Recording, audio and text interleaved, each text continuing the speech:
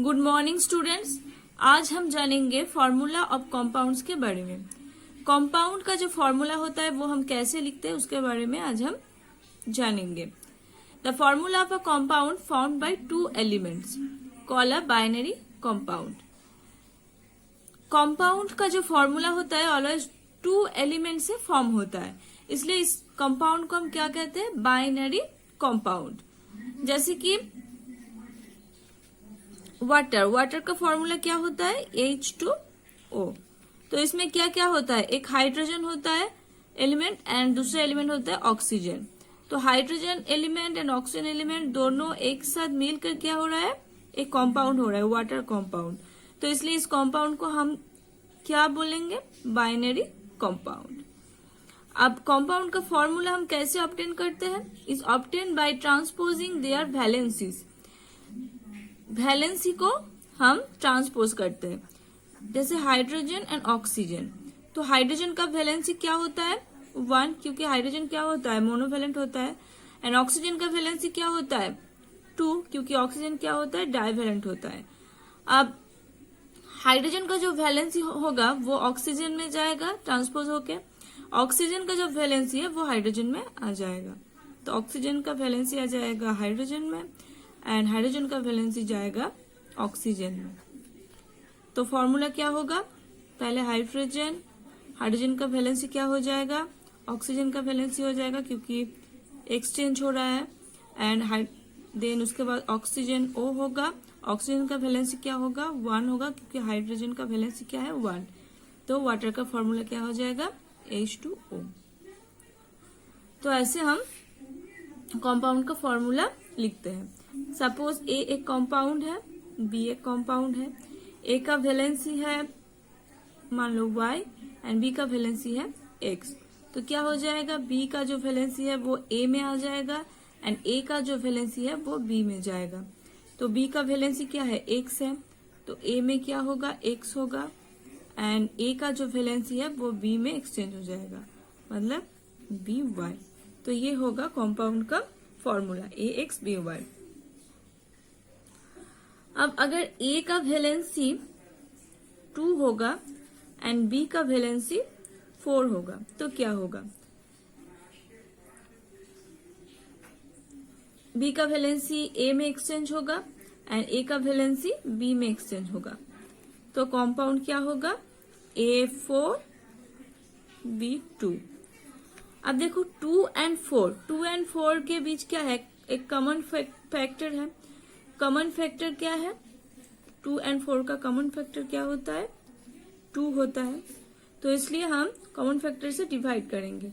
4 को अगर common factor से डिवाइड करेंगे तो क्या हो जाएगा, 2 हो जाएगा एंड B को अगर हम 2 से डिवाइड करेंगे तो सिर्फ B हो जाएगा।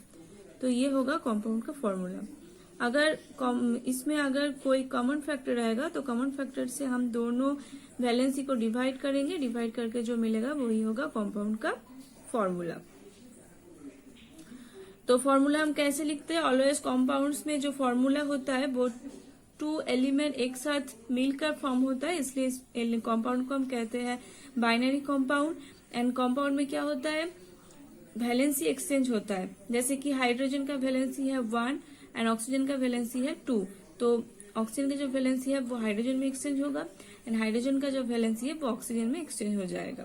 अगर दोनों ही वैलेंसी के बीच कॉमन फैक्टर रहेगा तो कॉमन फैक्टर से दोनों ही वैलेंसी को हम डिवाइड कर देंगे, फिर जो मिलेगा वो होगा कंपाउंड का फॉर्मूला। पर इसका एक एक्सेप्शन है, जैसे कि H2O2 इसका नाम क्या है, hydrogen peroxide.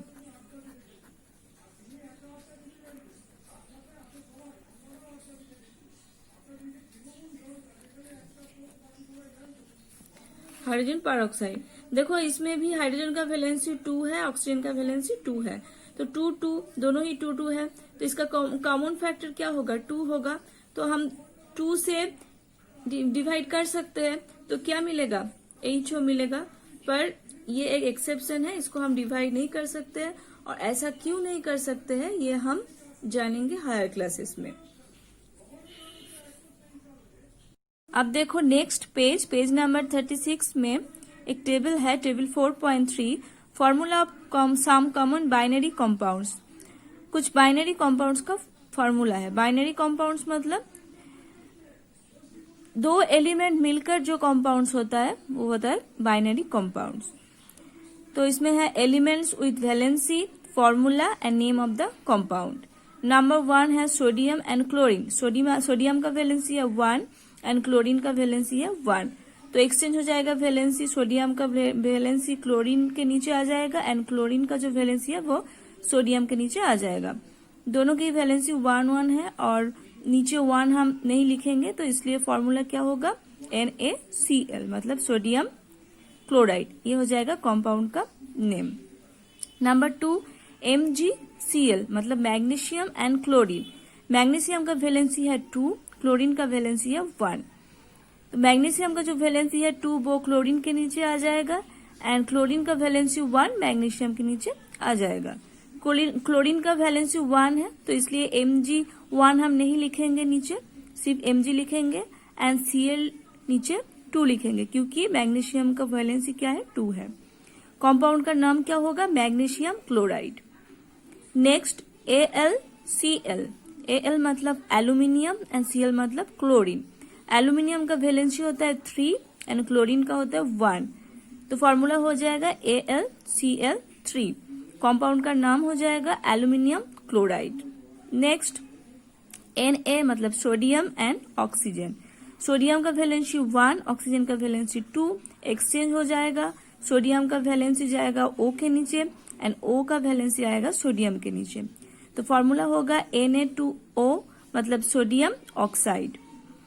Next Mg magnesium and oxygen. Magnesium का वैलेंसी है 2, ऑक्सीजन का वैलेंसी है 2, तो दोनों का ही वैलेंसी 2 है, इसलिए इसका कॉमन फैक्टर क्या होगा 2 होगा। 2 से अगर हम डिवाइड करेंगे तो क्या हो जाएगा, दोनों का ही वैलेंसी 1 हो जाएगा। फिर 1 हम नहीं लिखेंगे नीचे, सिर्फ MgO लिखेंगे, तो इसका नाम क्या होगा magnesium oxide. Next calcium and oxygen. Calcium का वैलेंसी 2, ऑक्सीजन का वैलेंसी 2, दोनों का ही कॉमन फैक्टर 2 होगा। 2 से काट डिवाइड हो जाएगा, तो क्या हो जाएगा 1 हम नहीं लिखेंगे, इसलिए CaO मतलब कैल्शियम ऑक्साइड। नेक्स्ट ZnO मतलब जिंक एंड ऑक्सीजन। क्या होगा फॉर्मूला ZnO एंड नाम क्या होगा zinc oxide. Next Zn zinc and sulphur, दोनों का ही वैलेंसी 2 है, इसलिए फॉर्मूला क्या हो जाएगा ZnS, नाम हो जाएगा zinc sulphide. Next magnesium nitrogen. Magnesium का वैलेंसी 2, नाइट्रोजन का वैलेंसी 3, तो एक्सचेंज हो जाएगा। फॉर्मूला क्या होगा Mg3N2 और नाम क्या होगा magnesium nitride. Next aluminium nitrogen. Aluminium का वैलेंसी 3, नाइट्रोजन का वैलेंसी भी 3, तो कॉमन फैक्टर क्या होगा 3 से कट जाएगा, तो वैलेंसी क्या होगा 1, तो फॉर्मूला क्या होगा Aln और इसका नाम क्या है एल्यूमिनियम नाइट्राइड। तो ये सब फॉर्मूला याद रखना होगा, फॉर्मूला क्या क्या है एंड इसका जो नाम है नेम ऑफ द कंपाउंड ये भी याद रखना होगा, एग्जाम में आएगा। फॉर्मूला कुछ फॉर्मूला से ना इसका कंपाउंड का नाम लिखो या नेम ऑफ द कंपाउंड दिया रहेगा उससे फॉर्मूला लिखो। तो नेक्स्ट जो टॉपिक है वो है variable valency. Some elements have variable valency. कुछ एलिमेंट है जिसका वैलेंसी फिक्स नहीं होता है, वेरिएबल होता है, जैसे कि कॉपर, आयरन, टीन, लेड, इसका वैलेंसी क्या होता है वेरिएबल होता है। कॉपर का वैलेंसी 1 भी हो सकता है या 2 भी हो सकता है, आयरन का वैलेंसी 2 या 3 होता है, टीन का 2 या 4 और लेड का 2, 4।